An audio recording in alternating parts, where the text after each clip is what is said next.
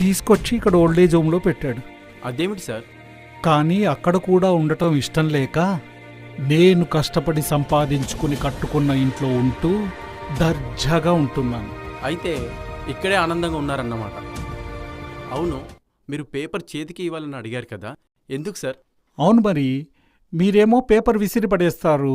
అది మా ఇంట్లో పడిందా పక్కింట్లో పడిందా అన్న సంబంధం మీకుండదు.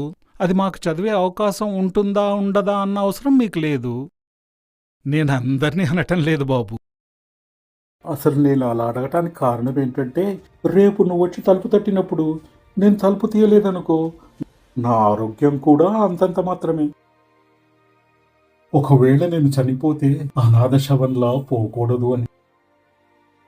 నేను వెళ్తాను సార్. నీ గురించేంటోయ్, నన్నే చాలా అడిగేశావు.